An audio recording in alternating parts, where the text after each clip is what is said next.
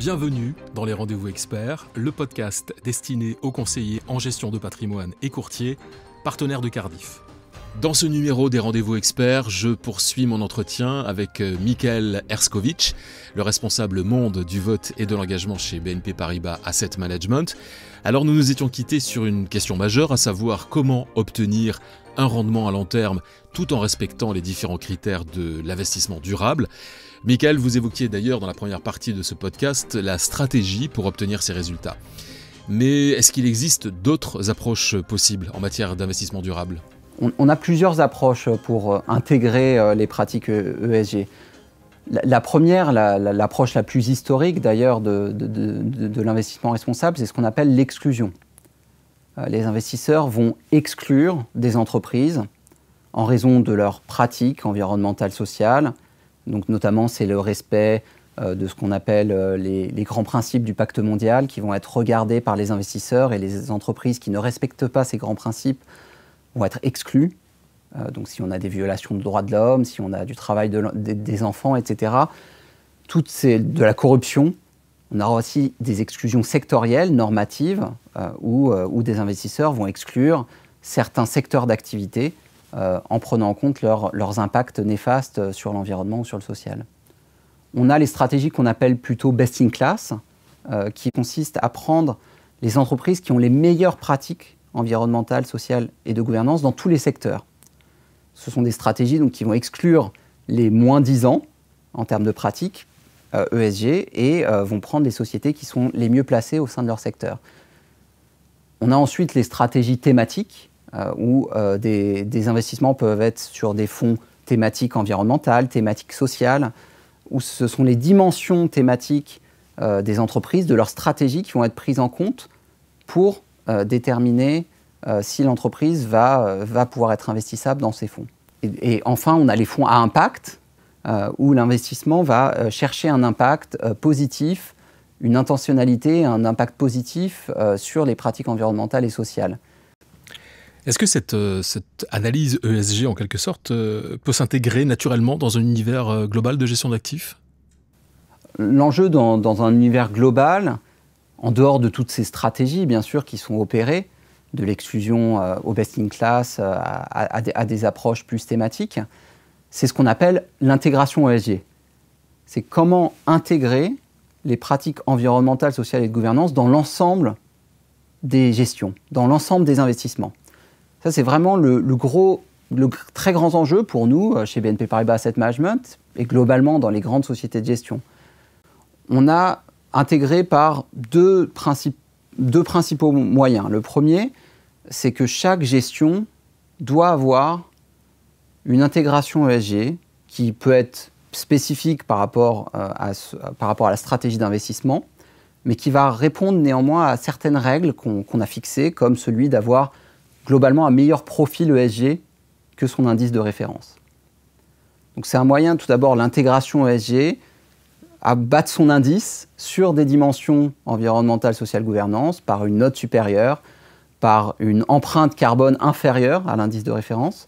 Le deuxième volet, c'est qu'une fois qu'on investit dans une entreprise, on va engager avec elle, on va dialoguer avec cette entreprise, on va essayer de faire évoluer ses pratiques environnementales, sociales, gouvernance pour respecter les meilleures pratiques et faire évoluer positivement ces entreprises une fois qu'on a décidé et qu'on a pris une décision d'investissement et qu'on devient investisseur de ces entreprises. Est-ce que c'est cette stratégie que vous qualifiez d'engagement actionnarial et en fait, c'est un peu le cœur de votre métier, Michael ? Alors oui, c'est le cœur de mon métier. Donc je suis responsable de ces activités de vote et d'engagement. Et c'est vraiment le deuxième volet. Une fois qu'on a investi dans une entreprise, quel pouvoir d'influence on va pouvoir avoir sur ces entreprises. Et le pouvoir d'influence en tant qu'investisseur, il passe par trois moyens. Il passe par le vote en assemblée générale. Quand on a investi dans une action, on devient actionnaire, on dispose d'un droit de vote et on va avoir ce levier, ce pouvoir d'influence à travers le vote en assemblée générale. Le deuxième aspect, c'est l'engagement avec les sociétés. Donc quand on va investir dans ces entreprises, on peut bien sûr parler avec elles tout au long de l'année par rapport aux sujets qui sont en lien avec le vote, mais de manière plus générale par rapport à leurs pratiques environnementale, sociale, de gouvernance, de comprendre leurs pratiques, d'essayer d'améliorer leurs pratiques, d'éventuellement parler avec elles quand on a des événements qui s'opèrent, des controverses ou des événements comme le Covid qui va impacter toutes les entreprises. Et enfin, le troisième aspect, c'est l'engagement, mais cette fois pas avec les émetteurs, mais avec les pouvoirs publics. Les régulateurs ont une influence très forte sur leur propre empreinte, mais aussi sur la régulation. Et donc, ça fait partie de notre approche en tant qu'investisseur d'essayer aussi de parler avec les pouvoirs publics pour essayer d'avoir la régulation la mieux disante et celle qui a le plus de sens pour lutter contre le changement climatique. On l'a dit, c'est une vraie tendance de fond. Est-ce que pour autant, vous, en tant qu'investisseur, comment vous représentez un petit peu ce monde qui doit être encouragé et qui doit accélérer finalement globalement ces pratiques en matière de financement durable ? Alors, le marché il structure par de l'engagement individuel que l'on peut opérer, par l'intégration ESG, par l'engagement, par le vote. Il structure de plus en plus aussi par des engagements collectifs. Ça peut être les coalitions d'investisseurs comme notamment les PRI qui ont été organisées par les Nations Unies. Donc PRI, c'est Principles for Responsible Investment, qui ont fixé un socle de grands principes pour les investisseurs à respecter et qui sont devenus une véritable plateforme en fait, collaborative d'échange et de partage en tant qu'investisseur sur les pratiques d'intégration ESG. Ça passe aussi par des engagements collaboratifs à travers des initiatives très ciblées. L'une d'entre elles, une des plus importantes, c'est celle qui s'appelle Climate Action 100. Et donc cette coalition, quand on prend 160 entreprises qui représentent 80% des émissions de gaz à effet de serre, les investisseurs se sont regroupés, il y a plus de 500 investisseurs dans cette coalition, pour parler avec ces entreprises, ces 160 entreprises, et pour les pousser à adopter une stratégie pour lutter contre le changement climatique.